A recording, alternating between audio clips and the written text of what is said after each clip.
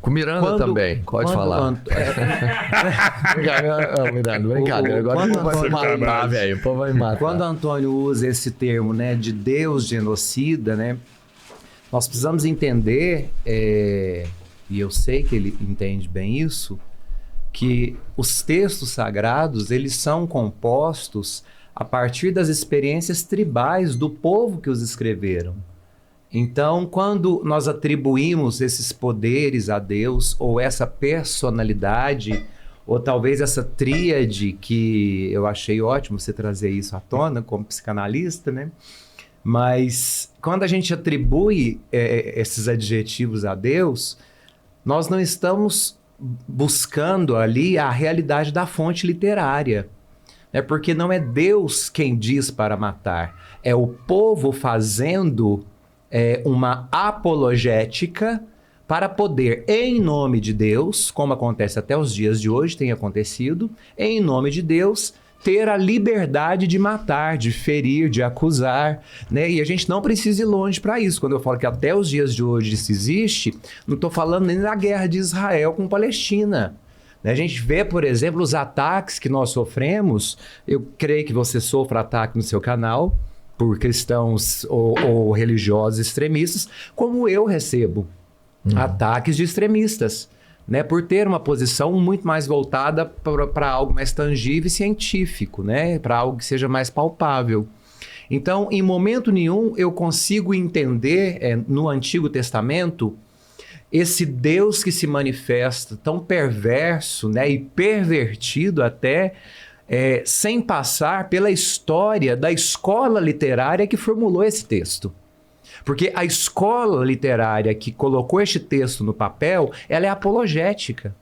Então, é muito correto quando o professor diz, é preciso por meio do medo, sobretudo quando nós estamos falando de uma sociedade que foi forjada no deserto, é preciso o medo para que haja obediência.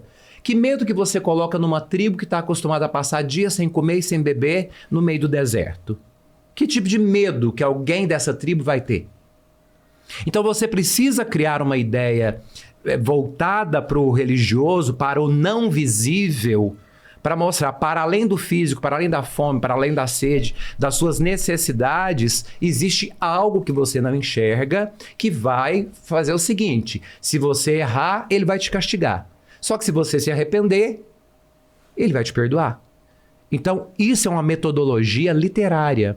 Então, nós não podemos interpretar o texto como um Deus que está para oferecer vingança, né? Senão nós vamos cair naquela própria ideia. Ele te ama tanto que envia o próprio filho para morrer no seu lugar, para que você não conheça a morte definitiva.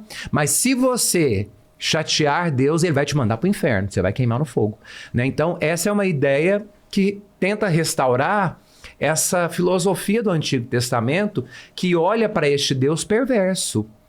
Aí muitos vão perguntar, mas então existem dois deuses, o do Antigo e o do Novo? Não, existem fontes literárias. Uma coisa é imaginar o que é Deus, que é aquilo que foi feito no Antigo Testamento, imaginar e poder criá-lo a despeito das necessidades das tribos, das comunidades da época. E outra coisa é experimentá-lo por meio do amor que é ensinado por Cristo, que não é um Deus imaginário, mas é um Deus feito homem, que assume a condição humana e diz o seguinte: eu não vim abolir a lei de Moisés.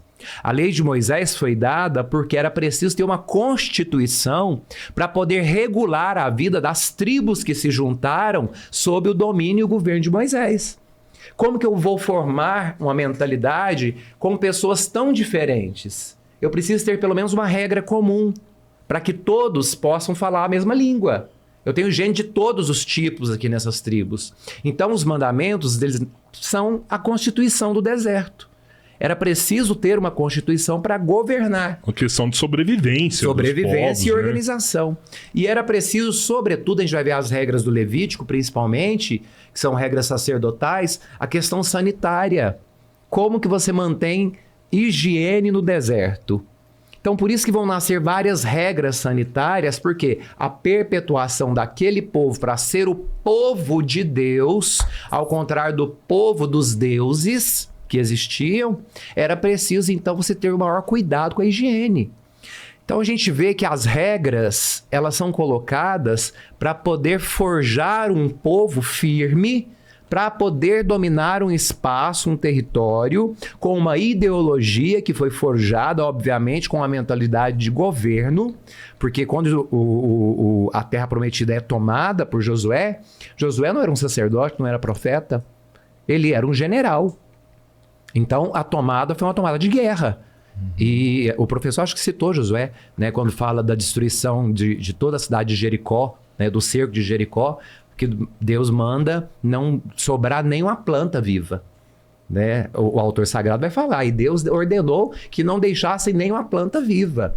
Então, é Deus quem manda? Ou é o autor sagrado fazendo uma apologia para que se compreenda que Deus é, de fato, aquele que manda e desmanda? Essa é a mentalidade do período em que os textos do Antigo Testamento foram formados. Tanto que quando você pega os textos mais adocicados do Antigo Testamento, é os que foram escritos pouco tempo antes de Jesus, em Alexandria do Egito e em língua grega, que os judeus, ao receberem, não os aceitam. Por quê? São muito adocicados, porque são livros de sabedoria, são livros sapienciais, são poemas, poesias que mostram um Deus apaixonado, que chama Deus de noivo e que chama o povo de noiva. É o casamento entre Deus e o seu povo, o amado e a amada. Esses livros não entram para o cânon bíblico dos judeus. Primeiro, porque foram escritos em língua estrangeira, em grego, em Alexandria. Segundo, por quê? Porque mostram um Deus adocicado, muito mais próximo de Jesus Cristo do que aquilo que os autores sagrados e as fontes literárias do Antigo Testamento colocaram no texto. Então, quando o professor fala é impossível enxergar Jesus Cristo no Antigo Testamento, eu já... Pela teologia cristã católica, nós entendemos que todo o texto do Antigo Testamento ele serve de alicerce para nós compreendermos o cumprimento das leis e o cumprimento das profecias. Porque toda a lei, ela culmina para Jesus Cristo, porque a lei foi criada por Moisés, só que a lei ela não te ensinava como viver. Ela te posicionava o que você não podia fazer, mas não te dava caminhos do que você poderia fazer. O Cristo, ele vem e ele fala, o que a lei manda? Então eu mostro para você, a partir daqui, faça assim para você dar conta de cumprir. E a mesma coisa as profecias. A metodologia de Deus não é como a nossa, professor, porque a nossa metodologia é a metodologia do convencimento. A metodologia de Deus é ir ao encontro do povo. Assim como os textos são apologéticos para poderem convencer o povo de que Deus é ultra poderoso e que se você fizer qualquer coisa que esteja fora do controle da religião, da instituição religiosa, Deus vai te castigar. Não é à toa que o mito da Arca de Noé é colocado justamente no período pós-exílico para demonstrar, se você não quer participar da nova criação do templo pós-exílico, você vai ser lavado pela enxurrada. Você está fora, você está perdido.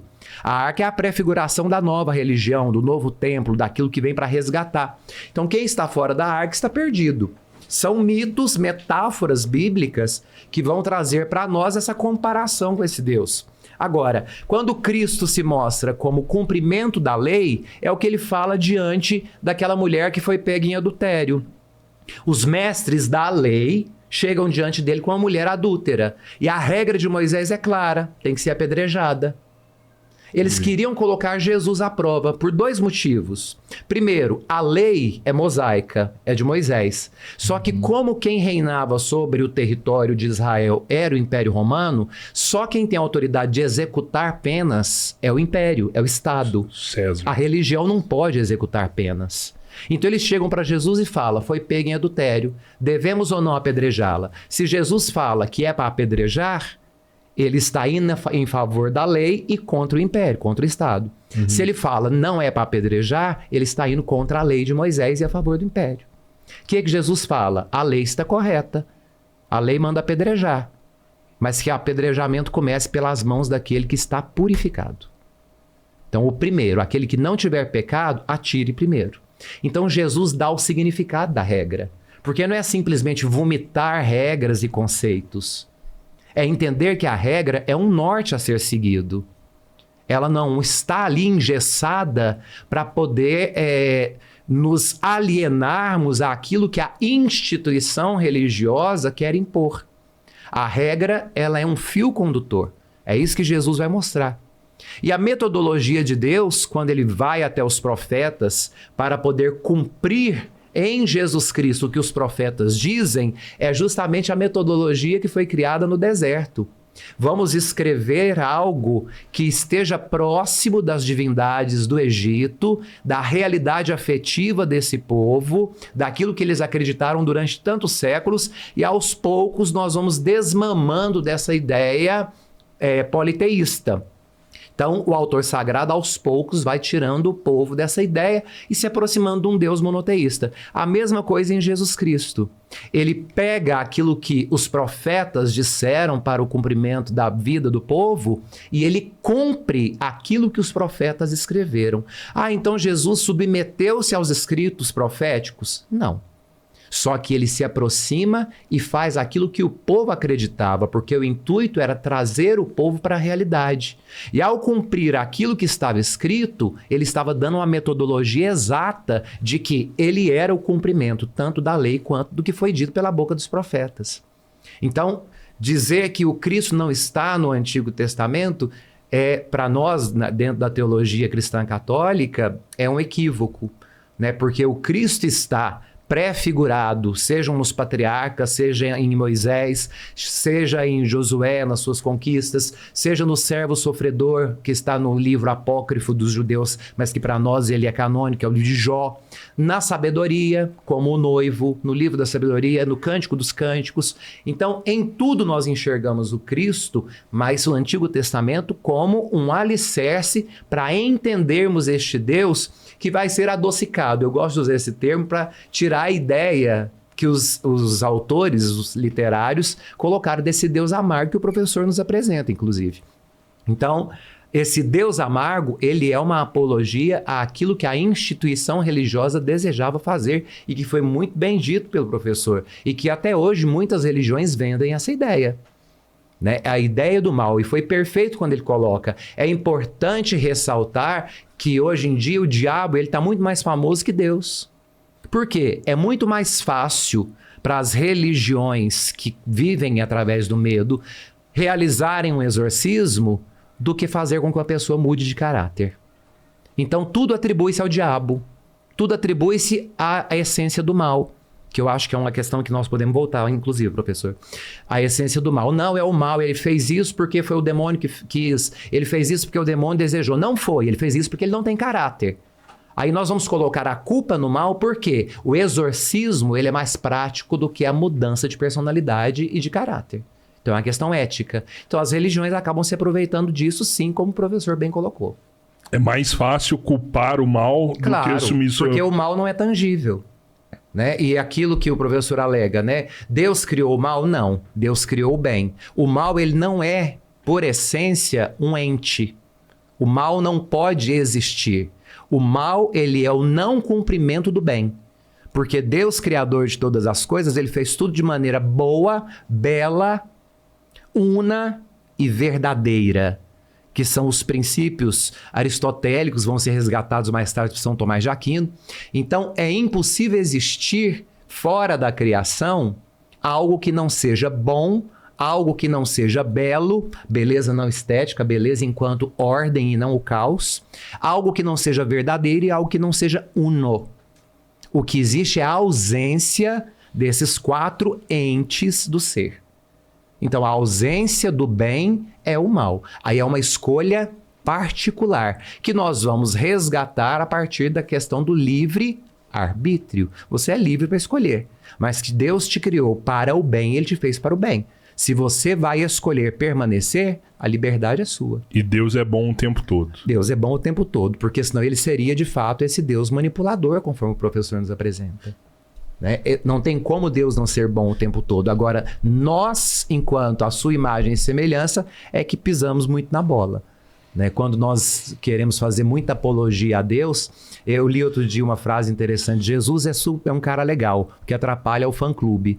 E eu achei isso interessante, porque de fato o fã-clube às vezes exagera muito, né? Principalmente se você tem conhecimento, sem buscar alguma coisa, sem ler, sem ter, por exemplo, interesse por um debate desse, sadio e inteligente, com pessoas que leem, né, que tem seus pontos de vista. Como eu disse, não estou aqui para converter o professor e nem ele para me converter. Nós estamos aqui expondo dois lados de uma mesma moeda, né, e que eu acho que as pessoas precisam fazer isso. Isso é fundamental. E aqui eu resgato o que eu estava falando para vocês no início. Vocês falam, não, deixa para falar a hora que estiver ao vivo. Por diversas vezes, Antônio, eu experimentei na minha vida as minhas noites escuras, né? E não como padre meramente, como gente mesmo. Por diversas vezes eu duvidei da existência de Deus. Por diversas vezes eu duvidei que ele era onisciente, onipotente, onipresente. Eu tive isso na minha vida, né? E eu não garanto que eu não venha a ter novamente. Porque enquanto existir respiro, vai existir desejo de mudança. Então eu experimentei na minha vida por diversas vezes as noites escuras.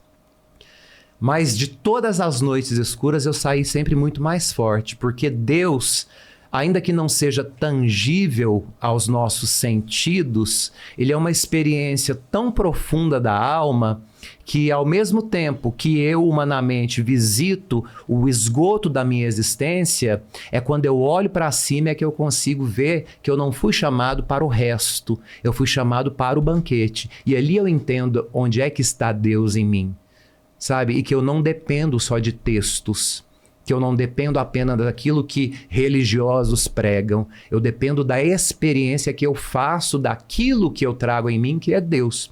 Então, nas minhas noites escuras, eu já experimentei a ausência de Deus, né? E já questionei, Deus de fato existe? Como que é essa ideia toda? Por que eu estou passando por tudo isso?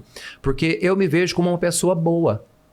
Por que eu sou merecedor de tanta coisa ruim? E aí é onde tem que entrar o nosso raciocínio lógico, né? É como olhar, por exemplo, para os campos de concentração, é como olhar, por exemplo, para os grandes genocídios, conforme foram lidos, e falar, e Deus fez o que diante de tudo isso?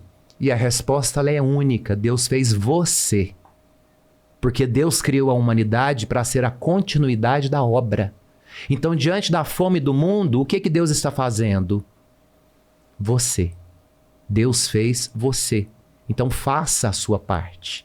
Você foi criado para isso. Porque se eu não acreditasse em Deus, a minha vida seria total desesperança. Porque eu não posso me sentir apenas uma planta que nasce, cresce, desenvolve e morre. Eu preciso ter uma finalidade. Sabe, não acreditar em Deus, para mim, seria a total desesperança. E a total falta de necessidade, desnecessário, né? Então, eu não acredito em Deus, então a existência ela é fútil. Porque a vida é isso, a gente cresce, multiplica, se preocupa o dia inteiro, tem que morrer de trabalhar, tem que dar conta de cuidar de trauma, tem que educar filho, tem que pensar no que vem depois e ainda tem que bancar uma ideia que a sociedade impõe, sabe? Que é a ideia desse Deus. Então, se eu não acreditasse em Deus, eu seria uma pessoa muito desesperançosa, né? Pela minha experiência. Então, quando eu falo dessa noite escura, eu queria te fazer uma pergunta, Antônio. Você já teve uma noite escura também, de questionar essa coisa de... Não, eu acho que Deus existe. Já passou por você, como passou por mim a ideia de Deus poder não existir? E passou pela sua cabeça alguma vez, talvez Deus exista? Depois que eu me tornei ateu, eu nunca tive dúvida de que Deus não existe. Uhum. Nunca passou isso na minha cabeça. Mas quando eu era cristão, eu vivia com crises mentais, né? Vivendo com transtornos, né? Crises existenciais quando eu era religioso, né? Depois que eu virei ateu, isso acabou. Bom, posso... Meu tempo agora? Pode. Vamos lá.